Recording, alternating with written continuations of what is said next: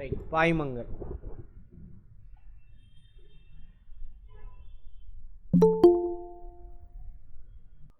Right. இங்கிலீஷில் வந்து fluids அப்படிம்பாங்க.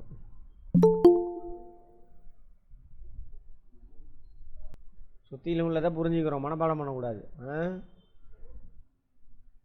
அட்டன் பண்ணவங்க சொல்லுங்கள் பார்ப்போம். பாய்மங்கள்லாம் எது எது? Very good. டெஃபினிஷன் என்ன? பொருள் 3 நிலையில் இருக்கும். கெமிஸ்ட்ரியில் பார்த்துருப்போம். Gas, liquid, solid. திடம், சரி கேஸா, வாயு, திரவம், திடம்.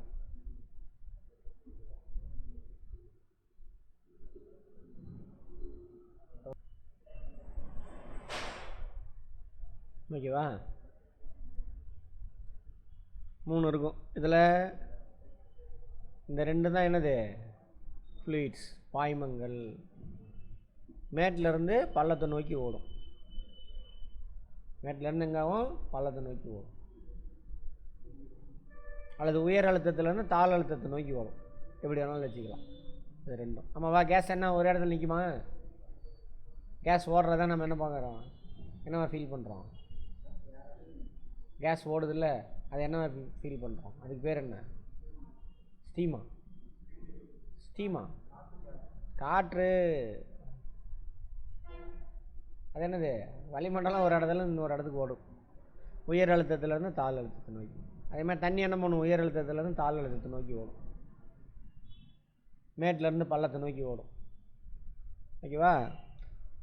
இந்த சாலிடு என்ன பண்ணும்? இப்போ டேபிளில் சாலிடு வைக்கிறீங்கன்னு வச்சுக்கோங்க, அது இங்கே ஒரே ஒரு பக்கம் மட்டும்தான் அழுத்தத்தை கொடுக்கும், திடப்பொருள். அதே இந்த வாயு, இந்த திரவம், இதெல்லாம் எந்த கண்டெய்னரில் வைக்கிறீங்களோ அதில் எல்லா பக்கத்துலையும் அழுத்தத்தை கொடுக்கும். அழுத்தனா என்னன்னு தெரியும்ல? அழுத்தனா என்ன? ஃபார்முலா என்ன? Very good. அதாவது விசை செயல்படக்கூடிய பரப்பு. எவ்வளோ பரப்பில் விசை செயல்படுது அப்படின்னு பார்த்தா தானே அது அழுத்தம். இதில் பரப்பு குறைய குறைய, விசையில் செயல்படக்கூடிய பரப்பு குறைய குறைய என்ன ஆகும்? அழுத்தம் என்ன ஆகும்? அதிகமாகும். ஓகேவா? அதுக்கு தான் என்ன பண்ணியிருக்கோம்? ஷார்ப்பாக ஏதாவது வெட்டணுன்னாக்கா அந்த பொருளை என்ன பண்ணுவோம்? ஷார்ப்பாக வச்சுருப்போம், கோடாவளிலாம்.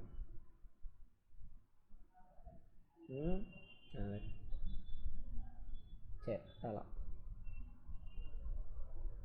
இது எங்கெங்கெல்லாம் லைஃப்பில் என்ன அப்ளை பண்ணுறோம் எல்லாம் பார்ப்போம். இதை படித்து பாருங்கள், தெரியும் உங்களுக்கு. அழுத்தம் மற்றும் உந்து விசை, ப்ரெஷர் அண்டு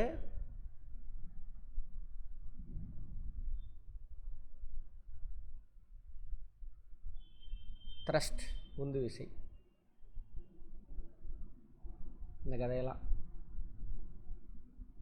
குண்டூசி ஒன்றின் பலகையில் மீது அதன் தலைப்பகுதியின் மூலம் பொருத்துவது கடினமாக இருக்கும். ஆமாவா? குண்டூசி இது முன்னாடி பார்த்துட்டோம்ல அழுத்தத்தை பற்றி, இல்லையா? அழுத்தம் பார்க்கலையா நம்ம? இப்படி வச்சு அழுத்துனீங்கன்னா உள்ளே போயிடும். திருப்பி வச்சு அழுத்துனா என்ன ஆகும்? உங்கள் விரலுக்குள்ளே போயிடும். சரியா? ஆமாம். அப்போ இங்கே பரப்பு அதிகமாக இருக்கும் குண்டூசியோட தலை. அப்போ நம்மளோட அழுத்தம் இங்கே கம்மியாக கிடைக்கும். அதே விசை தான் இந்த பாயிண்டில் கொடுப்போம்.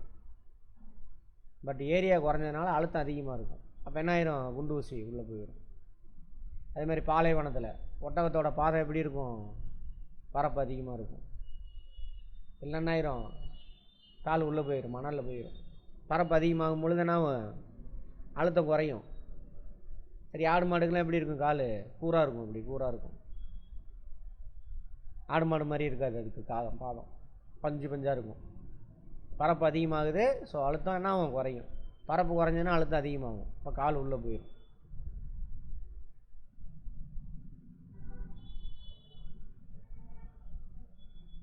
அதேமாரி பேருந்து, மோட்டார் வாகனங்கள்லாம் என்ன இருக்கும்? டயரு அகலமாக இருக்கும். ஆமாவா? ஏன் சார்னாக்கா அது எவ்வளோ தூரம் அந்த டயர்னாக்கா, பாருங்க, சைக்கிள் டயர்லாம் எப்படி இருக்கும்? சின்னதாக இருக்கும், இந்த சைஸ் தான் இருக்கும், அகலம். கார் இதெல்லாம் என்ன ஆகும்? அகலமாக இருக்கும். லாரியோட டயர் என்ன இருக்கும், இன்னும் அகலம் அதிகமாக இருக்கும். சரியா? எனக்கு தரையில் படக்கூடிய அதோட பரப்பு என்னாகும், அதிகமானதாக தான் அழுத்தம் கம்மியாக இருக்கும். பரப்பு அதிகமாக அழுத்தம் கம்மியாகும். இல்லைன்னா டயரு வெடிச்சிடும். அதனால தான் பெரிய லோடு ஏற்றிட்டு போகக்கூடிய வண்டியெலாம் என்ன இருக்கும், வீல் அதிகமாக இருக்கும். டயரு லாரிக்கு டயர் ஒரே சைஸ் தான், பட் வீல் என்ன பண்ணிடுவோம், அதிகப்படுத்திடுவோம். டயர் அதிகப்படுத்த முடியாது, வீல் அதிகப்படுத்திடுவாங்க. பார்த்துருப்போம், நமக்கு இருக்கா? ரைட். அதை தான் பேசுனதே திரும்ப பேசுகிறானு. வெட்டுவதற்கு எல்லா கரையும் எப்படி இருக்கும், அந்த வெட்டக்கூடிய பார்ட்டு ஷார்ப்பாக இருக்கும். ஏன்னா பரப்பு குறையணும். பரப்பு குறைஞ்சா என்ன ஆகும், அழுத்தம் அதிகமாகும்.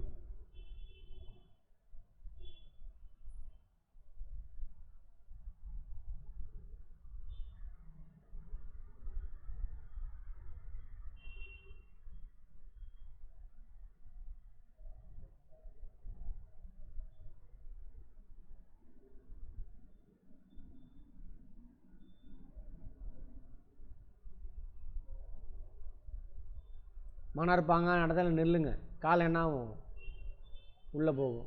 அதே படுத்துக்கங்க, படுத்துக்கிட்டே என்ன ஆகும், உள்ளே போக மாட்டோம். உங்கள் உடம்புல இருந்து தரைக்கு கிடைக்கக்கூடிய ஃபோர்ஸ் ஒன்று தான், பட் நிற்கும் பொழுது கால் பாதம் மட்டும்தான் பரப்பு. அப்போ அழுத்தம் அதிகமாக இருக்கும், கால் உள்ளே போகும். படுத்துக்கிட்டே என்ன ஆயிரும், அதே விஷயம் தான் உங்கள் உடம்புல இருந்து கிடைக்கும், பரப்பு என்ன ஆயிடுச்சு, அப்போ உள்ளே போக மாட்டோம். அப்போ இந்த புதக்குழி இதெல்லாம் இருக்குல்ல, அது பழைய படத்தில் வரும், எனக்கு தெரிஞ்சு அது மாதிரி எங்கேயும் இல்லை. சேரு சகதியமாக எதுலையாவது விழுந்துட்டீங்கன்னு வச்சுக்கோங்க, சேரு சகதியமாக இருக்குது, உள்ளே விழுந்து உள்ளே இழுத்துட்டு உள்ளே போயிடும். அப்போ இப்படி நின்று பண்ணக்கூடாது. அதில் என்ன பண்ணிடணும், சேரு சகதியில் மாட்டிக்கிட்டீங்க, ஃப்ளாட்டாக படுத்துடணும். காலை வச்சுட்டு தூக்குனா உள்ளே தான் போவேன், ஃப்ளாட்டாக படுத்துக்கணும். சரியா? என்ன சிரிக்கிறீங்க, சயின்ஸு இது. ஃப்ளாட்டாக படுத்துக்குன்னா உள்ளே போக மாட்டோம்.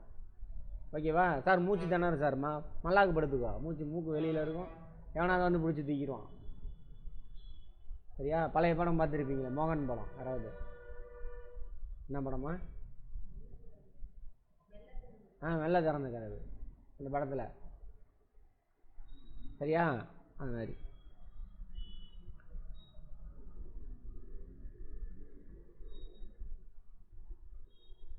சரியா? நம்ம நிற்கும் பொழுது கால் பாதத்தில் மட்டும் அந்த விசை செயல்படுது. படுத்துருக்கும் பொழுது என்ன ஆகுது, அந்த விசை பாடி ஃபுல்லாக செயல்படுது. அப்போ அழுத்தம் என்ன ஆயிரும், குறைஞ்சிடும். அதான் சொல்கிறோம். ஸ்டேட்மெண்ட்டில் கேட்பான், பார்த்துக்கோங்க. ப்ரெஷருக்கான ஃபார்முலா, ப்ரெஷர் ஈக்குவல் டு விசை, செயல்படக்கூடிய விசை டிவைடட் பை தொடு பரப்பு. விசை எவ்வளோ ஏரியாவில் படுது. இதான் குண்டு ஊசியில் இப்படி வச்சு இந்த கட்டை விரல் இங்கே வச்சு அழுத்துனீங்கன்னா ஒன்றும் ஆகாது, ஆணி உள்ளே இறங்கும்.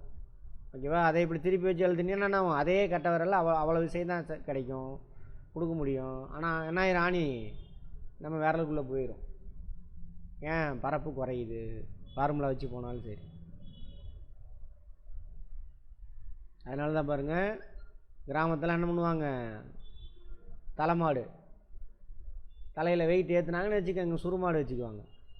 நார்மல் தலைனாவும் இப்படி இந்த இடத்துல கூவாக இருக்கும், கரெக்டாக ஃப்ளாட்டாக இருக்காது. தலை வச்சு பாருங்கள், சின்ன ஏரியா தான் இருக்கும், அதில் தான் உட்காரும் குடமோ ஏதோ.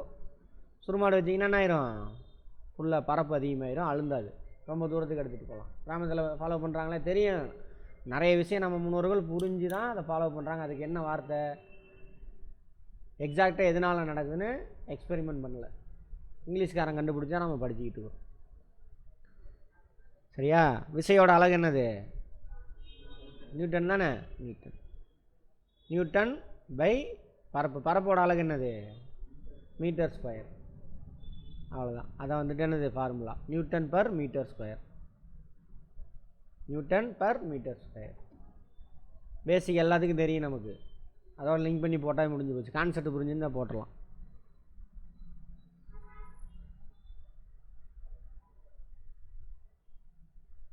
ஒரு நியூட்டன் ஒரு சதுர மீட்டரில் பரப்பில் விசை செயல்பட்டால் அதுக்கு பேர் நம்ம ஒரு பாஸ்கல். அது ஃபார்முலா. சரியா? எஸ்ஐ யூனிட் எது வச்சுருக்காங்க அழுத்தத்துக்கு, பாஸ்கல். ஒரு பாஸ்கல்னால் எவ்வளவு, ஒரு சதுர மீட்டர் பரப்பில் 1 நியூட்டன் விசை செயல்பட்டால், சரியா, அங்கே அழுத்தத்தோட அளவு எவ்வளவு? 1 பாஸ்கல். அப்படியே இழுக்குது, அப்படியே அழுகுது. 1 பாஸ்கல். 1 பாஸ்கல்னால் எவ்வளவு? 1 நியூட்டன் பர் மீட்டர் ஸ்கொயர்.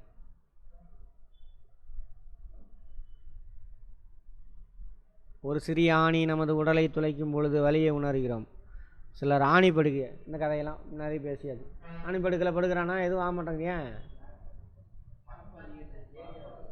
ஆணியோட ஒவ்வொரு ஒரு ஆணின்னு வச்சுக்கோங்க, நம்ம அது மேலே படுக்கிறோம் அல்லது காலை வைக்கிறோம். அப்போ நம்ம விசை செயல்படக்கூடிய பரப்பு எவ்வளோ? வெறும் இந்த பாயிண்ட்டு. அப்போ அழுத்தம் அதிகமாகும். ஆணி படுக்க என்ன பண்ணுறான்? சீரா இப்படி நெருக்கமாக அடிக்கிறவானுங்க ஆணி. அப்போ பரப்பு என்ன ஆயிடுச்சு? ஆணிக்கு நமக்குமான பரப்பு அதிகமாகிடுச்சு. அப்போ அதில் போட்டுக்கிட்டோம்னா நமக்கு குத்தாது. சயின்ஸ் இது. ஆகா ஒவ்வொன்று அன்றைக்கி வடக்கன் சின்ன ஃபேனை நிறுத்துறாராமா அவர். உடனே கை தட்டிட்டு அவருக்கு என்னமோ பரிசெல்லாம் கொடுக்குறாங்க அந்த சாமியாருக்கு. இவங்க போய் காலில் விழுகுதுங்க. உடனே அவர் ஃபேனை நிறுத்திட்டு முட்டா பயிலுங்க என்னது சொல்கிறது, அது மாதிரி நிறைய ஏமாற்றி தரானுங்க நம்ம ஊர்லேயே. சாமி ஆணுப்படிக்கெல்லாம் விடுக்கிறாரியா, அவர் என்னது அருவாளில் நடக்கிறாரு, அதையாக விட்டு அடிப்பானுங்க. அருவாளில் நடக்கிறத போய் பாருங்க அவங்க எப்படி நடக்கிறான்ட்டு. நல்லா காய்ச்சி போயிருக்குல்ல பாதம், அதில் வச்சு நடப்பான். சாப்பிட்டான பாதத்தில் வச்சு நடக்க மாட்டான். பாதம் இருக்குல்ல, விரலுக்கு கீழே பண்ணோன்னு ஒரு வட்டமாக ஒரு இடம் இருக்குல்ல, அதை காய்ச்சி போயிருக்கும், அதில் நடப்பானுங்க. அப்போ என்ன ஆகாது? அது நமக்கு சொல்லுவானுங்க, அந்த அருவாலை வந்துட்டு அருவம்புல்லெல்லாம் வெட்டிட்டு போவாங்க, அந்தளவுக்கு ஷார்ப்பாக இருக்கும் அப்படி இப்படின்ட்டு. சரியா? அதெல்லாம் ஏமாத்து வேலை. இதுதான் சயின்ஸு. இதை நம்ம ஸ்கூல்லையும் காலேஜ்லேயும் படிச்சுட்டு அவன்கிட்ட போய் என்ன பண்ணுறோம்? அடாடா கடவுளே, அடையராமா அடையராமா பண்ண மாட்டானுங்க, மற்ற சாமியாருங்க பண்ணுவானுங்க. அடையராமா அவங்கள வேறு மாதிரி பண்ணுவானுங்க. எல்லாம் ஏமாத்து வேலை தான்.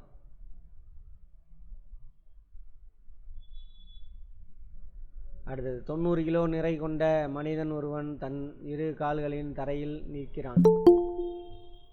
தரையின் கால்கள் பரப்பளவு, அவனோட பரப்பு. ஸ்மால் ஜியோட மதிப்பு ஏன் அங்கே பார்த்தா தெரியும். ஸ்மால் ஜினா என்னது? Acceleration due to gravity. Very good. சரியா? 9.8 மீட்டர் பர் செகண்ட் ஸ்கொயர். கரெக்டாக? அது சும்மா ரவுண்ட் ஆஃப் பண்ணி 10 மீட்டர் பர் செகண்ட் ஸ்கொயர்னு போட்டான்.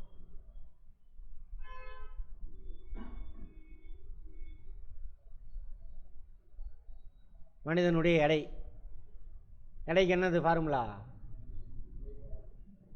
Mass into small G. Mass into small G. அவன் மாஸ் எவ்வளவு? 90 கிலோகிராம் மாஸ். அதான் 90 நியூட்டன். நியூட்டன் என்னது? விசையோட அலகு தானே. எடையோட அலகு என்னது? நியூட்டன் தான். அதாங்க போட்டிருக்காங்க. அப்போ எவ்வளோ நம்ம பாதத்தில் எவ்வளோ பாஸ்கல் இருக்காமா? 90 கிலோ இருந்தானாக்கா எவ்வளவு? 25,000 பாஸ்கல். குரூப் 1 குரூப் 2ல் கேட்பான். இது மாதிரி கேட்க வாய்ப்பு இருக்குது, பார்த்துக்கோங்க. பாய்மங்களில் அழுத்தம். பாய்மம் பார்த்துட்டோம்ல, எல்லா பக்கமும் அழுத்தத்தை வெளியிடும். கீழே மேலே சைடில் கண்டெய்னர் எங்கெங்கெல்லாம் இருக்கோ அங்கே ஃபுல்லாக அழுத்தம். இப்போ சொல்லுங்கள் பார்ப்போம். இந்த 2 கண்டெய்னர் இருக்குது, ஏபி. இதில் எதில் அழுத்தம் அதிகமாக இருக்கும்? பியில். ஏன்னா பரப்பு கம்மி, பரப்பு அதிகம். அதனால தான் குடம்லாம் கூட வச்சிங்கன்னா என்ன ஆயிரும்? உடஞ்சிரும் தலையில். வெறும் தலையில் வச்சுருந்தா குடம் உடையிறதுக்கு வாய்ப்பு இருக்குது, வளைஞ்சிக்கும். ஓகேவா? அதனால தான் என்ன பண்ணுறாங்க, பேக்கோட ஷோல்டர்லாம் மாற்றிட்டோம்ல, அதெல்லாம் பட்டையாக தான் இருக்கும், எல்லாம் அழுந்து வலிக்கும், பரப்பு அதிகப்படுத்துவாங்க. எதெல்லாம் நம்ம பரப்பு அதிகப்படுத்தணுமோ, அதை அழுத்தத்தை குறைக்கணுமோ, பரப்பு அதிகப்படுத்தணும். அவ்வளோதான்.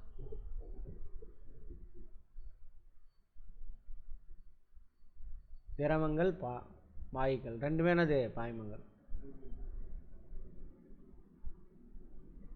அனைத்து திசைகளிலும் சம அளவு நகரும் வாய்ப்பு பெற்றுள்ளன. யார்? பாய்மங்கள்.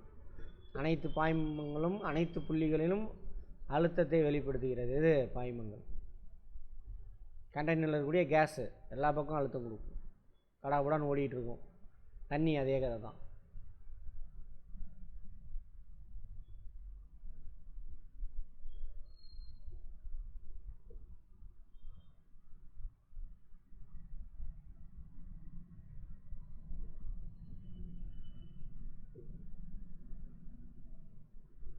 அதே கதை தான், பாய்ம அழுத்தம்னாலும் அதுதான். திரவங்களில் ஏற்படும் அழுத்தம்.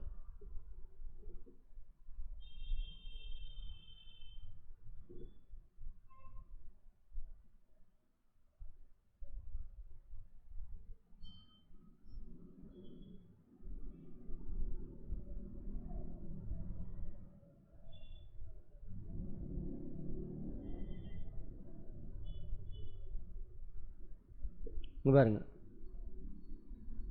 உள்ளுக்குள்ளே ஒரு பொருள் இருக்குது, திரவம் இருக்குது, அதுக்குள்ளே ஒரு பொருள் இருக்குது, சரியா? அதோட எல்லா திசையிலும் என்ன பண்ணும், பாய்மம் அந்த பொருள் மேலே அழுத்தத்தை கொடுக்கும். அதான் சொல்கிறாங்க.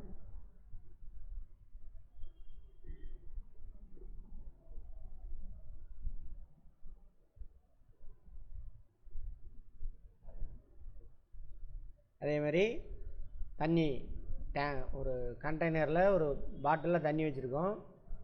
என்ன பண்ணுறோம், அதை தண்ணியில் வச்சு அழுத்துறோம். அழுத்தினா என்ன ஆகும், அது பிதுங்கிட்டு ஏதோ ஒரு பக்கம் பிச்சுக்கிட்டு மேலே வந்துடும். ஏன்னாங்க தண்ணி என்ன பண்ணுது, அந்த பலூன் மேலே ஒரு அழுத்தத்தை கொடுக்குது. அதான் காரணம். அது இன்னும் கொஞ்சம் டீட்டெயிலாக சொல்லணும், பார்ப்போம். அடுத்து கண்டெய்னர், மூடப்பட்ட கண்டெய்னர், ஃபுல்லாக தண்ணி இருக்குது, நாலா பக்கம் ஓட்டையை போட்டுருங்க. தண்ணி அப்படியே வலிஞ்சால் போகும், அப்படியே பீச்சிட்டு வெளியில் அடிக்கும். என்ன காரணம், அழுத்தம் தான். அதேமாதிரி இந்த இடத்துல ஓட்டை போட்டிங்கன்னா, இந்த இடத்துல ஓட்டை போட்டால் ரொம்ப தூரத்தில் போய் விழுகும். இங்கே ஓட்டை போட்டிங்க அப்படின்னாக்கா கொஞ்சம் இன்னும் பக்கத்தில். இன்னும் கீழே போட்டோன்னா, மாற்றி சொல்லிட்டேன்னா, சரியாக தான் போட்டேன். அப்புறம் எங்கே ஓட்டை போட்டோம் அப்படின்னாக்கா இங்கே விழுகும். நீரோட ஆழம் அதிகரிக்க அழுத்தம் அதிகரிக்கும். இதான் இங்கே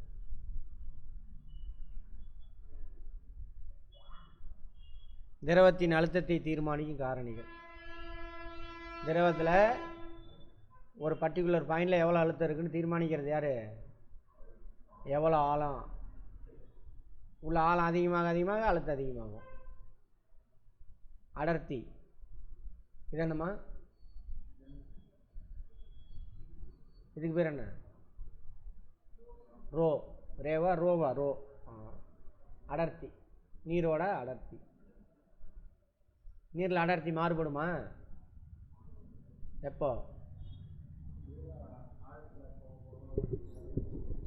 வேற ஹீட்டு ஆகும்பொழுது அடர்த்தி என்ன ஆகும், குறையும். வேற உப்பு, கடல் நீர் அடர்த்தி அதிகம் இதோட, ஏன்னா மினரல்ஸ் அலை இருக்கா, அதெல்லாம். அப்புறம் அந்த இடத்துல எவ்வளோ ஸ்மால் ஜி இருக்குது வேல்யூ. ஸ்மால் ஜி என்னவாது, பூமி முழுவதும் ஒரே அளவு இருக்காது. ஸ்மால் ஜி இருக்கிறதுலே பூமியில் எங்கே அதிகமாக இருக்கும், எந்த மையப்பகுதி, போலார் ரீஜனில். உட்கருவா, போலார் ரீஜனில். உட்கருவில் ஜிக்கு வேல்யூவே கிடையாதுன்னு பார்த்தோம். உட்கருவா சம்மந்தம் இல்லாமல் சொல்கிறீங்க. பூமியோட மேற்பரப்பில் ஸ்மால் ஜியோட மதிப்பு எங்கே, துருவ பகுதியில் தான் அதிகமாக இருக்கும். இருக்கிறதுலே கம்மி எங்கே, ஈக்குவேட்டரில். டிஸ்டன்ஸ் ஃப்ரம் தி, அதாவது ரேடியஸ் இங்கே அதிகம் இருக்கிறதுல ஈக்குவேட்டரில். எல்லா சப்ஜெக்டையும் லிங்க் பண்ணணும், இப்போ தான் புரியும். ஜாகிரபிலாம் படிச்சுட்டு வந்து இப்போ 2வது தடவை பார்க்கும்போது தான் புரியும். இப்போ தான் ஒழுங்காக யூஸ் பண்ணால் மேலே போயிடுவேன். அப்புறம் எல்லாம் நீ என்ன பண்ணணும், அப்புறம் ஆமாம் சமையல் வேலைக்கு தான் போகணும். என்ன அபிஷேக், ஆமாம் பார்த்துக்கோ. அங்கே போனாலும் இந்த அறிவெல்லாம் வச்சுருந்தீங்கன்னா நீ வேறு லெவலுக்கு போயிடுவேன். ஆமாம், எந்த வேலையும் கேவலம் இல்லை சொல்கிறேன். அடுத்தது நீலின் ஆழம் அதிகரிக்க, ஆமாம் அதை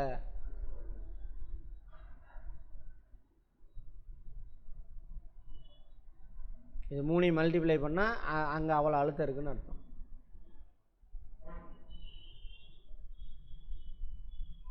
இங்கே பாருங்கள், அங்கே பார்த்தோம்ல, இங்கே ரொம்ப தூரத்தில் அடிக்கும்.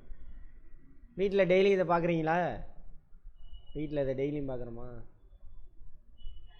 டேப்பில் தண்ணி என்ன ஆகும், ஃபோர்ஸ் அடிக்குமா, எப்போ டேங்கில் ஃபுல்லாக இருந்தாக்கா.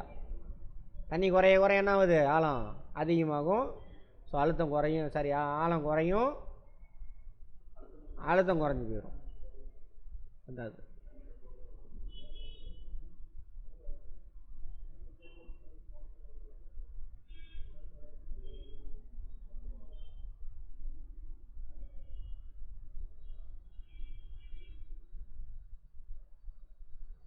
ப்ரெஷர் எவ்வளோ, ஹைட்டு, ரோ தானே, ரோனா என்னது, டென்சிட்டியா, டென்சிட்டி, அந்த இடத்துல ஸ்மால் ஜியோட மதிப்பு, மூணையும் மல்டிப்ளை பண்ணோம்னா அதானது அந்த இடத்துல இருக்கக்கூடிய ப்ரெஷர் நீரில்.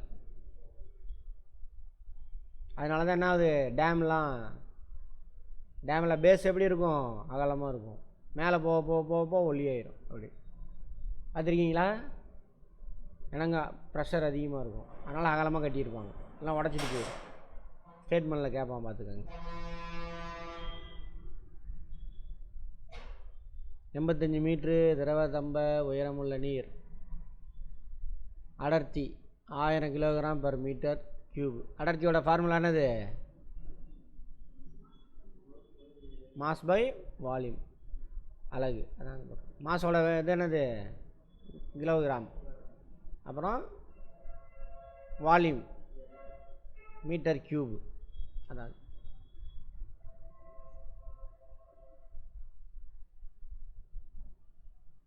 அழுத்தம். 3 மல்டிப்ளை பண்ணி சொல்லிட்டாங்க. மண்ணெண்ணெயில் நீருக்கோட அழுத்தம் இங்கே சொல்லிட்டாங்க. நீரோட அடர்த்தி தெரியும் இல்லையா, பர் அடர்த்தி.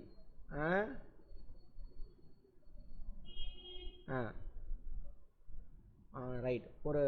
அதாவது 1 மீட்டர் கியூப் கண்டெய்னர் அளவுக்கு நம்ம தண்ணி எடுத்தோம், பியூர் வாட்டர்னாக்கா அதில் எவ்வளோ நிறை இருக்கும், 1000 கிலோகிராம் இருக்குன்னு பார்த்துருப்போம். ஞாபகம் இருக்கா? அதை அங்கே போட்டாங்க, அதை அப்படியே எடுத்துட்டாங்க. 1000 kilogram per metre cube into 10 metre per வினாடி ஸ்கொயர். என்னது இது, அக்சலரேஷன் டியூ டு கிராவிட்டி, புவியீர்ப்பு முடுக்கம்.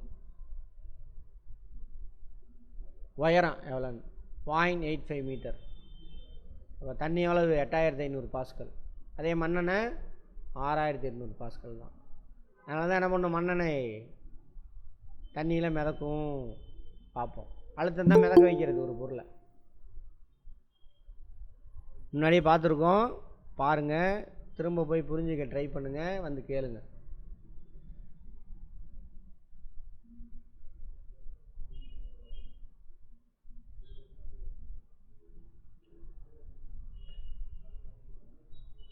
திரவத்தில் உள்ள அழுத்தமானது அத்திரவத்தின் ஆழம், அடர்த்தி, அந்த திரவத்தோட அடர்த்தி, அந்த இடத்துல புவியீர்ப்பு முடுக்கம் போடணும், விசைன்னு போடக்கூடாது, முடுக்கம்னு போடணும். சரியா? ஸ்மால் ஜி தானே, ஆகியவற்றால் நிர்ணயிக்கப்படுகிறது. ஸ்டேட்மெண்ட்டில் கேட்பான். பரப்பளவு இடம்பெறவில்லை, திரவத்தோட பரப்பளவு இடம்பெறவில்லை. குறிப்பிட்ட ஆழத்தில் திரவத்தின் அழுத்தமானது அந்த திரவத்தினை கொண்டுள்ள கொள்கலனின் வடிவத்தையோ திரவத்தின் அளவையோ பொறுத்ததல்ல. எவ்வளோ இருக்குன்னா சொல்ல முடியாது. ஆழம், ஸ்மால் ஜி, டென்சிட்டி, இதுதான். புரியுதா? அங்கே பாருங்கள், இது இவ்வளோ தண்ணி இருக்குது, இதில் தண்ணி சின்ன கண்டெய்னர், இதில் இவ்வளோ ஆழத்தில் எவ்வளோ எடுக்கிறீங்க, எவ்வளோ ப்ரெஷர் இருக்கோ அதே ப்ரெஷர் தான் நான் இந்த தண்ணியில் இவ்வளோ ஆழத்தில் இருக்கும். அதான் சொல்கிறேன், தண்ணியோட அளவை பொறுத்தது இல்லை. எதை பொறுத்தது, டென்சிட்டி, ரெண்டோட டென்சிட்டி, அப்புறம் ப்ரெஷர் தான் கால்குலேட் பண்ணுறோம். ஆழம், ஹைட்டு, எவ்வளோ டெப்த்து, அப்புறம் ஸ்மால் ஜியோட மதிப்பு. ரைட். வளிமண்டல அழுத்தம் அதே மாதிரி. என்ன அது வளிமண்டலம், வளிமண்டலம்னா என்னது, பூமி மேலே, கடல் மட்டம், இங்கேருந்து என்ன ஆகுது, கேஸ் மேலே இருக்குது, கேஸும் பருப்பொருள் தானே, அது என்ன பண்ணுது, கிராவிட்டினால் பூமி மேலே அழுந்திக்கிட்டு இருக்கு, அதில் தான் நம்ம மாட்டிக்கிட்டு இருக்கோம். தரையில் இந்த கேஸ் ஒரு அழுத்தத்தை கொடுத்துக்கிட்டு இருக்கு. தரையில் மட்டும் இல்லை, எல்லா பக்கமும் கொடுக்கும், மேலே கீழே எல்லாமே கொடுக்கும், லிக்விட் மாதிரியே. அப்போது கடல் மட்டத்தில் வந்து அழுத்தம் அதிகமாக இருக்கும், மேலே போக என்ன ஆகும், குறையும்.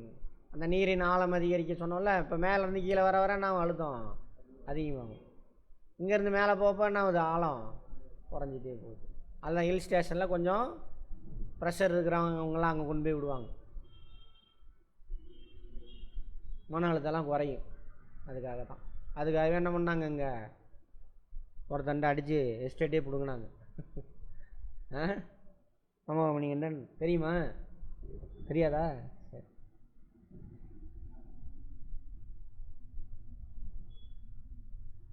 பூமியானது குறிப்பிட்ட உயரம் வரை காற்றால் 300 கிலோமீட்டர்லாம் இல்லை, அது ஒரு இருக்குது 30,000 கிலோமீட்டர் வரைக்கும் இருக்குது. காற்றுன்னு சொல்ல முடியாது, வளிமண்டலம் கேஸ். அதான் சொல்கிறாங்க. ஜாகிரஃபியில் பார்த்துருப்போம், பார்க்காதவங்க அதை போய் பாருங்கள். எல்லா சப்ஜெக்ட்டும் ஒன்றோட ஒன்று லிங்க்கு. அந்த சப்ஜெக்ட்லாம் தெரிலனா இது படித்தோம்னா புரியாது, அதான் மனப்பாடம் பண்ணி வச்சிட்றாங்க. புரிஞ்சுதா? இது ஜாகிரஃபி இந்த கான்செப்ட்டு. அதில் வளிமண்டல அழுத்தம் அப்படிங்கிறது என்ன கான்செப்ட்டு? வளிமண்டலம் ஜாகிரஃபியில் படிப்போம். வளிமண்டலத்தில் அழுத்தம் எவ்வளோ இருக்குங்கிறது அது ஃபிசிக்ஸு. ஆனால் எல்லாம் ஒன்று தான், பிரித்து வச்சுட்டானுங்க. அதனால் லிங்க் இல்லாமல் முட்டாள்தனமாக சுற்றிக்கிட்டு இருக்கிறோம். ஏதோ சினிமாவில் வர டிவியில் வர ட்ரெஸ்ஸை மாட்டிக்கிட்டு டிவியில் வர மாதிரி வாங்கி தின்னுவிட்டு ஜாலியாக சுற்றிக்கிட்டு இருக்கிறோம். இயற்கையாக நம்ம வாழலை, அதான் உண்மை. அதுதான் அவனுங்களுக்கு தேவை. அப்போ தான் மாட்டு கோமியம் குடிப்பீங்க. அப்புறம் டே உனக்கு புண்ணியம் தேடி தரேன்டா, 1000 ரூபா கட்டுறானா கட்டுவோம். உனக்கு நேரம் சரியில்லை பரிகாரம் பண்ணுறானா பண்ணுவீங்க, 50,000 ரூபா செலவு பண்ணுவீங்க. நீ பணக்காரனா ஒன்றா பாவா யாகம் நடத்துகிறான்னு நடத்துவீங்க. எல்லாம் அதுக்காக தான். நம்ம தானே அங்கே போய் பணம் போட்டால் தானே எல்லாம் வருமானம் வருதுன்னு கொண்டு போய் கொட்டுறோம். அங்கே போய் பணம் கொட்டினா வருமானம் வரும், இருந்தாலும் போகிறோம். எழுமலையானே உனக்கு ஒரு ஷேர், எனக்கு 100 ரூபா வந்தால் உனக்கு 10 ரூபா, இந்த வச்சுக்கோ போடுறோமா. நாம் அப்படி இருக்க மாட்டோம், அறிவியல் பூர்வமாக இருப்போம். எல்லோரும் வேலை செய்யணும். அதனால தான் இப்படியே பிரித்து வச்சுட்டானுங்க. அது ஒரு காரணம். இன்னொன்று, அவன் மனப்பாடம் பண்ணான் இங்கிலீஷ்காரன்ட்டு அந்த ராஸ்கலுக்கு கற்றுக்கும் போது மனப்பாடம் பண்ணிச்சிங்க. ஏன்னா அது மந்திரத்தை மனப்பாடம் பண்ணிகிட்டு இருந்த குரூப் அது. அதனால் அவனும் மனப்பாடம் பண்ணி புரியாமல் அப்படியே நான் தான் அறிவாளி நான் தான் அறிவாளி நான் தான் அறிவாளின்னு சுற்றிக்கிட்டே இருந்தானு. என்ன விஷயம்? ஆமாம், சரி. இதனை புவியின் வளிமண்டலம் என்கிறோம். பூமியை சுற்றிலும் கேஸ் இருக்குது, ஜாகிரஃபியில் பார்த்துருக்கோம். காற்று இடத்தை அடைத்துக்கொள்ளும். எடை இருக்குது. எடை என்னென்ன அர்த்தம்? அது அழுத்தத்தை கொடுக்குது. மாஸ் இருக்குது இன்ட்டு என்னாவது ஸ்மால் ஜி இருக்குது, அதுதான் எடை. காற்றும் அழுத்தத்தை ஏற்படுத்தும். நம்ம உடம்புல காற்று அழுத்தத்தை கொடுத்துக்கிட்டு இருக்குது, தரையில் கொடுக்குது, நம்ம அதுக்குள்ளே உள்ளே பூந்து உட்காந்துருக்கோம். அப்போ அந்த அழுத்தத்தை தாக்கு பிடிக்கணும்னா என்ன பண்ணணும்? நம்ம உடம்பு அதுக்கு ஈக்குவலான அழுத்தத்தை நம்ம கொடுத்துக்கிட்டு இருக்கோம். இப்போ பஞ்சு இருக்குது, பஞ்சாலான ஒரு டஸ்ட்ரு வச்சு அழுத்துனீங்கன்னா என்ன ஆகும்? அமைகிருமா? அதே செங்கலாக இருக்குது, அது அழுத்துங்க அழுந்துமா? அது ஆப்போசிட். நீ அழுத்தம் கொடுன்னா அதுக்கு உனக்கு ஆப்போசிட் அழுத்தம் கொடுக்கும். பஞ்சு அப்படி கொடுக்காது. அது மாதிரி தான் நம்ம உடம்புன்னு அது செங்கல் மாதிரி. வளிமண்டலத்துக்கு அதுக்கு ஈக்குவலான அழுத்தம் நம்ம உடம்பு வெளியில் கொடுக்குது. இப்போ நிலா இங்கெல்லாம் போனீங்கன்னா என்ன ஆகும்? இந்த அழுத்தம் ரிமூவ் ஆயிரும். அப்போ என்ன ஆயிரும்? நம்ம உடம்பு வெடித்து செத்து சதறிடும். புரியுதா? அதேமாரி கடலுக்குள்ளே போகிறோம், நீரோட ஆழம் அதிகரிக்க என்ன அழுத்தம்? அந்த அழுத்தம் தாங்காமல் வெடித்து சதறிடும். இந்த டைட்டானிக் கப்பலை பார்க்க போனவங்களாம் செத்து போயிட்டான் பாருங்க போன வருஷமா. அந்த அவ்வளோ ஆழத்தில் போகும்பொழுது அதை தாங்கிறதுக்கான அழுத்தம், அந்த அழுத்தத்தை தாங்கிறதுக்கு அந்த வாகனம் இருக்குல்ல ஊர்தி, அதுக்கிட்ட இல்லை. ஏதோ சரியாக மேனுஃபேக்சரிங் டிஃபால்ட்டு பிரச்சனை, டிஃபெக்ட். டிஃபால்ட்டில் டிஃபெக்ட். அதெல்லாம் தெரில, அதெல்லாம் நீங்கள் பார்த்துக்கோங்க. கான்செப்ட் மட்டும் சொல்லித்தரேன். கான்செப்ட் புரிஞ்சு அங்கே அப்போதைக்கு நீ அதை படித்து ஃபேக்டரை பிடிச்சி என்ன பண்ணு. ஆமாம், அது நியூஸில் வந்திருக்கும் பாருங்கள். ஏன் வந்துச்சு, ஏன் வெடிச்சுது அப்படின்னு யோசிக்கணும். சரியா? உனக்கு நீ பார்த்தோன்னே தெரியும் ஏன்டா அது நடந்தது அப்படின்னு சொல்ல முடியும். ஒழுங்காக நம்ம கிளாஸ் அட்டன் பண்ணிங்கன்னா அதுதான் வேணும். அங்கே ஃபீல்டுக்கும் தேவை அதுதான். இந்த அழுத்தமானது வளிமண்டல அழுத்தம் எனப்படுது. அதேமாதிரி வளிமண்டல அழுத்தம் என்று குறிப்பிடும் பொழுது கடல் மட்டத்தில் உள்ள அழுத்தத்தை நாம் குறிப்பிடுகிறோம். கடல் மட்டத்தில் பூமியில் சொன்னாலே இமயமலை இருக்குது, கடல் மட்டம் இருக்குது, இதெல்லாம் சராசரி. கடல் மட்டத்தில் தான் இருக்கிறதுலே அழுத்தம் அதிகமாக இருக்கும். மலை பிரதேசத்துக்கு போக என்ன ஆகுது? ஆழம் குறையுதா? அப்போ அழுத்தம் குறையும். அப்போ அங்கே வளிமண்டல அழுத்தங்கிறது எது? கடல் மட்டத்தில் சராசரி அழுத்தம். சராசரின்னு போட்டால் என்ன அர்த்தம்? கடல் மட்டத்துலேயும் எல்லா இடத்துலையும் ஒரே மாதிரி இருக்காது அழுத்தம். ஜாகிரஃபியில் பார்த்துருப்போம். வெப்பம் அதிகமாக இருக்கிற இடத்துல என்ன அழுத்தம் கம்மியாக இருக்கும், வெப்பம் கம்மியாக இருக்கிற இடத்துல அழுத்தம் அதிகமாக இருக்கும். அதனால தான் சராசரி அழுத்தம் அப்படின்னு சொல்லிட்டு. அதே மாதிரி அடர்த்தி, வளிமண்டல அடர்த்தி என்ன ஆகுது, கடல் மட்டத்துலேருந்து மேலே போக அடர்த்தியும் குறையும். தெரியுதா? இதுதான் வளிமண்டலத்தில் இருக்கக்கூடிய அந்த பார்ட்டிகல்ஸ்.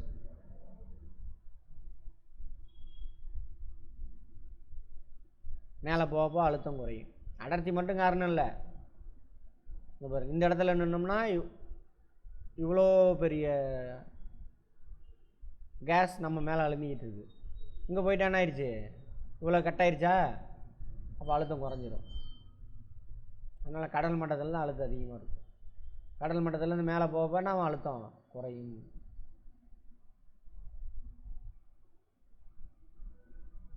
அதேமாதிரி கடல் மட்டத்துலேருந்து உள்ளே போக நம்ம அழுத்தம்னா அதிகமாகும். தண்ணிக்குள்ளே போனாலும் அழுத்தம் அதிகமாகும், சுரங்கம் இருக்குல்ல அங்கே போனாலும் அதிகமாகும். ஏன்னா சுரங்கத்துக்குள்ளே என்ன ஆயிரும், வளிமண்டலம் உள்ளே பூந்துக்கும். இங்கேருந்து சுரங்கம் வெட்டிட்டு போகிறான் தரையில், இந்த இடத்துல வச்சுக்கோங்க. அப்போ அவன் தலையில் என்ன இன்னும் வளிமண்டலம் இவ்வளோ திக்னஸ் உள்ளே அழுந்தும், தலைவலிலாம் வரும். அதுக்கு என்ன பண்ணணும், ஸ்பெஷல் ஜாக்கெட் போட்டு போகணும், ட்ரெஸ்ஸு. சுரங்கங்களுக்கு செல்லும் பொழுது அழுத்தம் அதிகமாகும். அதனால் சுரங்கத்தில் வேலை செய்கிறவங்களும் ரொம்ப நாளைக்கு வாழ மாட்டான் சீக்கிரம். மனிதனின் நுரையீரல் கடல் மட்ட வளிமண்டல அழுத்தத்தில் 101.3 கிலோ பாஸ்கல். கிலோவை தூக்கிட்டிங்கன்னா 1013 பாஸ்கல். சொல்லலாமா? கிலோன்னு 1000மா? சரி வேண்டாம், இதே வச்சுக்கோங்க. 101 அதாவது மில்லி பாரில் பார்க்கும்பொழுது 1013 மில்லி பார். எம்பி இன்னொரு அழகு என்னது, மில்லி பார். வளிமண்டல அழுத்தத்தை அழகிறதுக்கான அழகு என்னது, மில்லி பார்னு பார்த்துருப்போம் ஜாகிரபியில். இது அழுத்தத்துக்கான அழகு பாஸ்கல். ஓகேவா? சரி, அப்போது 101.3 கிலோ பாஸ்கல். கிலோனா எவ்வளவு, 1000. அழுத்தத்தில் சுவாசிப்பதற்காக தகுந்த தகவமைப்பை கொண்டுள்ளது. வளிமண்டல அழுத்தம் இவ்வளவு இருந்துச்சுனாக்கா, அழுத்தம் என்ன அர்த்தம், நம்ம லங்ஸ் வரைக்கும் என்ன பண்ணுது, வளிமண்டலம் கேஸ் உள்ளே பூந்துட்டு நிற்கும். சரியா? இப்போ மூச்சு உள்ளே வாங்கும்பொழுது என்ன ஆகும், பயாலஜியில் பார்த்துருப்போம். மூச்சு உள்ளே வாங்கும்பொழுது என்ன ஆகுது, மூச்சு உள்ளே வாங்கும் பொழுது அந்த டயஃப்ரம் அப்படின்னு ஒன்று இருக்கும், 2 நுரையீரலை தாங்கிட்டு இருக்கக்கூடிய அந்த 2, அது கீழே போகும்.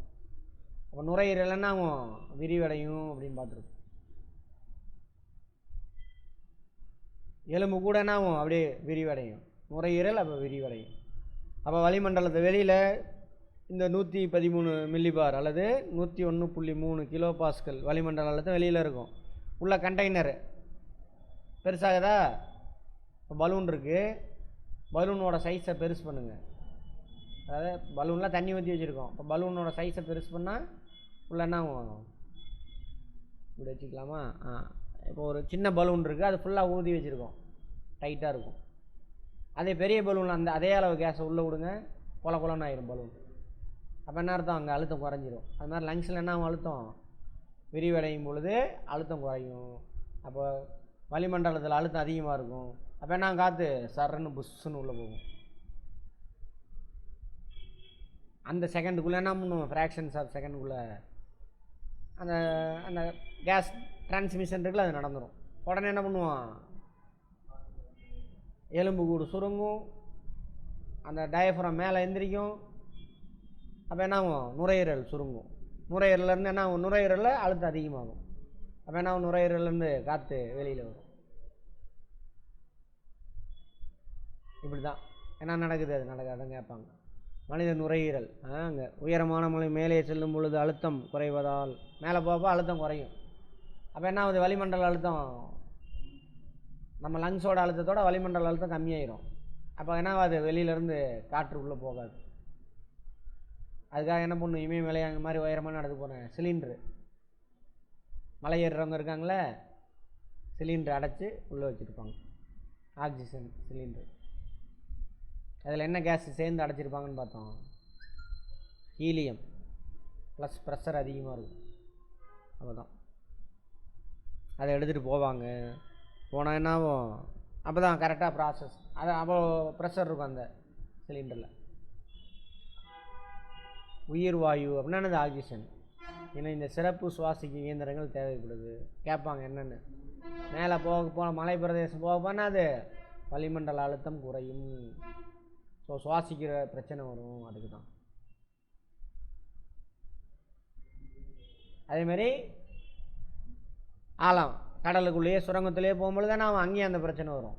அழுத்தம் அதிகமாகுமா, அப்போ லங்ஸ் என்ன ஆயிரும், நின்று போயிடும். இது போய் அழுத்தம் வெளியில் காற்றே விட முடியாது. ரொம்ப கஷ்டப்பட்டு விடணும். மூச்சு திணறி செத்து போயிடுவான்.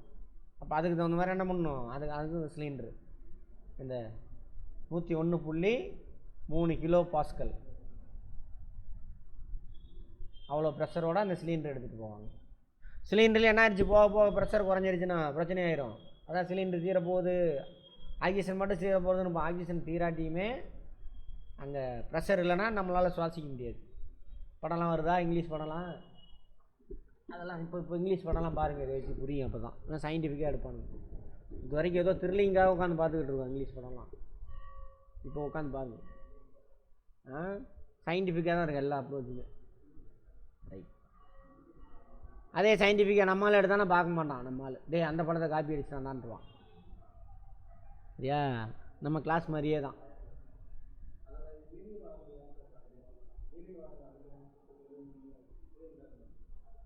அது ஈஸியாக வெளியில் வரும். இதை மட்டும் சேர்த்து அடைக்க முடியாது, மற்ற கேஸ் இருக்கணும்.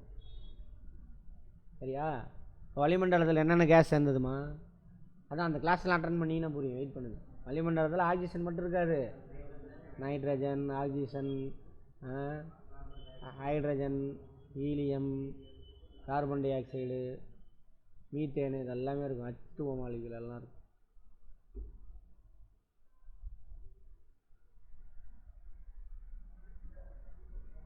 சரி, இதெல்லாம் நமக்கு உள்ளே போக தேவையில்லை. இது பேர் பாதரச காற்றழுத்தமானி, அனிராய்டு பாரமானின்னு கூட சொல்லுவாங்க. இதை வச்சு தான் என்ன பண்ணுவாங்க, வளிமண்டல அழுத்தம் எவ்வளோ இருக்குன்னு சொல்லுவாங்க.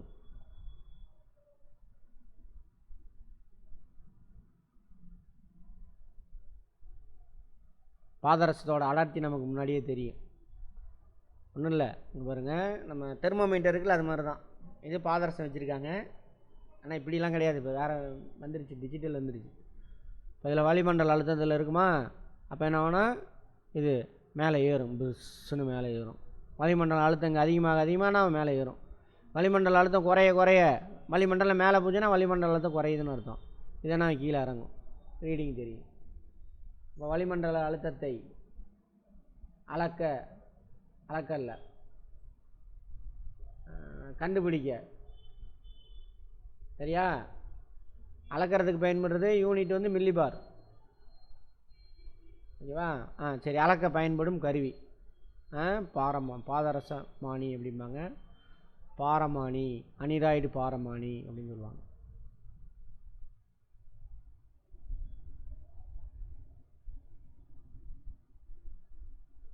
வளிமண்டல அழுத்தம், வளிமண்டல அட்மாஸ்பியரிக் ப்ரெஷர், ஏடிஎம், 1 ATM, பார் என்று மற்றொன்று இருக்குது. இந்த மில்லி பார்னு சொன்னால அது 1 ATM அப்படின்னாக்கா 1.013 பார், 1.013 பார்.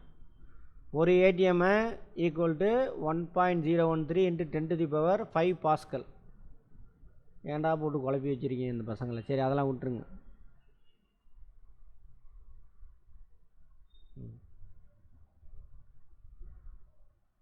வளிமண்டல அழுத்தம், சராசரி வளிமண்டல அழுத்தம் இவ்வளோ தான், 101.3 கிலோ பாஸ்கல். பாஸ்கலில் சொன்னால் கிலோ பாஸ்கல். மில்லிபாரில் சொன்னீங்க அப்படின்னாக்கா 1013 மில்லிபார்.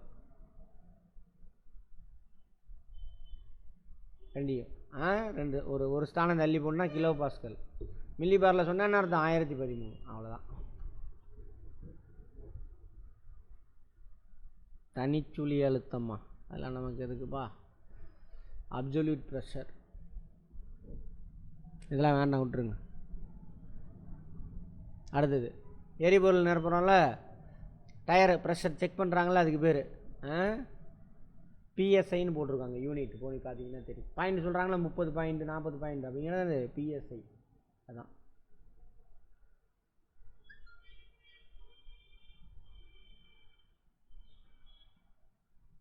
பிஎஸ்ஐ. ஐனா இன்ச்சு, இங்கிலீஷில் பார்த்துக்கலாம். பிஎஸ்ஐனா ஃபுல் ஃபார்ம் என்னன்னு கூட கேட்பான், பார்த்துக்கங்க.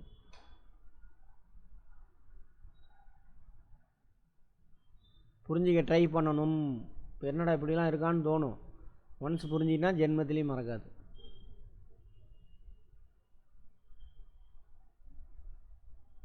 Pascal per inch. பாஸ்கல் இந்த எஸ்எஸ்னா பாஸ்கல் பர் இன்ச், அதான் பிஎஸ்ஐ. அந்த டயருக்குள்ளே 1 இன்ச் இருக்கு இல்லையா, 1 இன்ச்சு தெரியும்ல, ஸ்கேலில் இருக்கும் பாருங்கள், சென்டிமீட்டர் ஸ்கேல் ஆப்போசிட்டாக தான் 1 இன்ச்சு. 1 இன்ச்சில் டயருக்குள்ளே 1 இன்ச்சு பரப்பில் 1 பாஸ்கல் விசை செயல்பட்டால் அதான் 1 பிஎஸ்ஐ. அதான் 30 பாயிண்ட்டுன்னு சொல்கிறான்ல, அப்போ அங்கே என்ன இருக்குது, 30 பிஎஸ்ஐ இருக்குதுன்னு அர்த்தம். அப்போ தான் அவ்வளோ வெயிட் உள்ள. எவ்வளோ வரும் வெயிட்டு ஒரு வண்டி? 100 கிலோ வருமா சாதாரணமாக? அதிகமாக வருமா? பெரிய வண்டிலாம், சின்ன வண்டிலாம் குறைஞ்சது 100 கிலோ வரும். வண்டி வாங்கும்பொழுது எவ்வளோ வெயிட்டுன்னு பார்த்து வாங்குங்க, எல்லாமே தெரிஞ்சிருக்கணும். பாஸ்கல் விதி.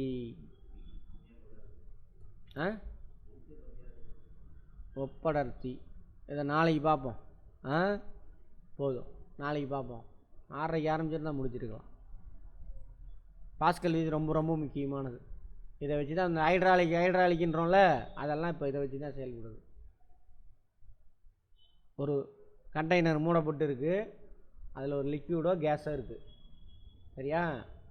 அது ஒரு பாயிண்டில், ஒரு பரப்பில், ஒரு குறிப்பிட்ட ஏரியாவில் நீங்கள் கொடுக்கக்கூடிய அழுத்தம் அந்த கண்டெய்னர் முழுவதும் ஒரு இன்ச்சில் ப்ரெஷர் என்னது, 1 பாஸ்கல் கொடுக்குறீங்க விசை இந்த பாயிண்டில். அப்படி சொல்லலாமா? வேண்டாம். 1 நியூட்டன் விசை இந்த 1 இன்ச்சில் கொடுக்குறீங்கன்னு வச்சுக்கோங்க. இந்த 1 இன்ச்சில் 1 நியூட்டன் விசை நான் இங்கே கொடுக்குறேன். அந்த கண்டெய்னருக்குள்ளே பரப்பு இருக்குல்ல, அதை எடுத்தீங்க அப்படின்னாக்கா அதில் 100 இன்ச் இருக்குது. ஆனால் நீங்கள் இங்கே கொடுக்குற 1 இன்ச்சில் கொடுக்கக்கூடிய விசை அளவு 1 நியூட்டன் தான். பட் கண்டெய்னருக்குள்ளே எவ்வளோ பரப்பு? 100 இன்ச் இருக்குது. அப்போ ஒவ்வொரு இன்ச்சிலையும் 1 நியூட்டன் விசை செயல்படும். அப்போ அந்த கண்டெய்னருக்குள்ளே எவ்வளோ விசை கிடைக்கும்? 100 நியூட்டன் கிடைக்கும். நீ கொடுத்தது எவ்வளோ விசை? வெறும் 1 நியூட்டன் தான். இதை கண்டுபிடிச்சவர் தான் பாஸ்கல். அதனால் அவரோட விதின்னு வச்சுட்டாங்க. மூடப்பட்ட ஒரு கண்டெய்னரில் ஒரு பாய்மம் இருக்குது, அதில் ஒரு குறிப்பிட்ட பரப்பில் நீ கொடுக்கக்கூடிய விசை அந்த கண்டெய்னர் உள்ள முழுவதும் என்ன ஆகும்? ஒரே அளவில் கிடைக்கும். அப்போ அது பல மடங்காக மாறும்.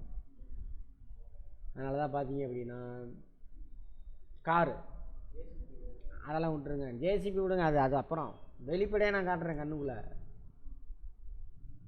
காரு ஜாக்கிலாம் இருக்குல்ல, காரை பிடிச்சி உங்களால் தூக்க முடியுமா? ஜாக்கி வச்சுட்டு காலை வச்சு அமுக்குங்க, புஷ் புஷ் புஷ் புஷ்ன்னு என்ன ஆகுது?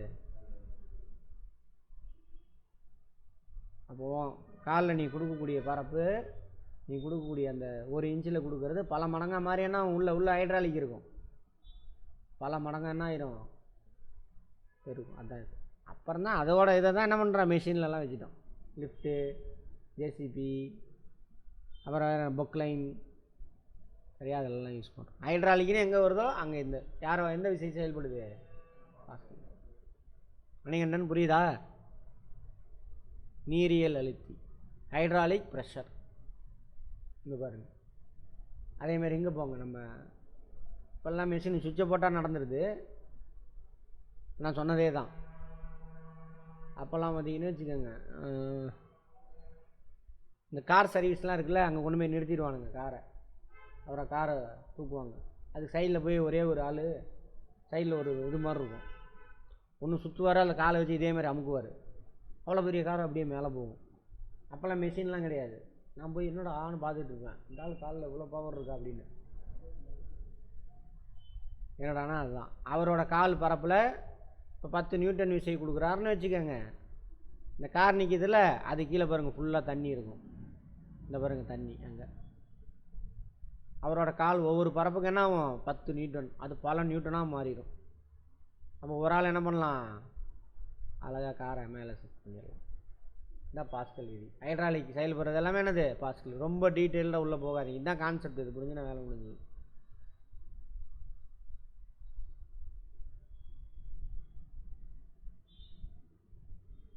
இரநூறு கிலோகிராம் எடை கொண்ட வாகனத்தை தூக்குவதற்கு நீரியல் அமைப்பு பயன்படுத்தப்படுகிறது. ஹைட்ராலிக் ஜாக்கி இருக்குல்ல, அது வாகனம் இருக்கும் பிஸ்டனின் பரப்பு,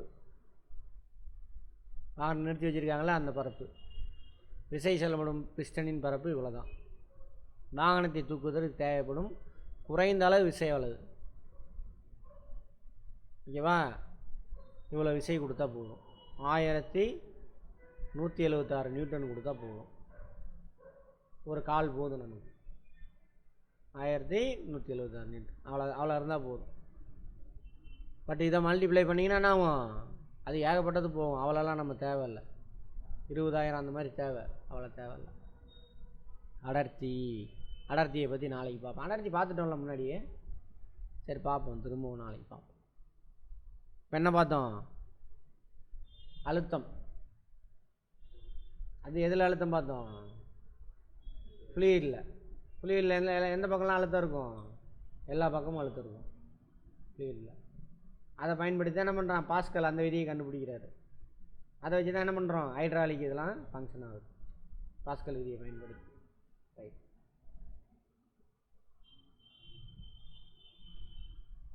போதும். அந்த அழுத்தத்தை பற்றி முன்னாடி பார்த்துட்டோம். இதில் விசை அதிலே பார்த்துருப்போம். இது கொஞ்சம் எக்ஸ்ட்ரா இருக்குது, பார்த்தாச்சு.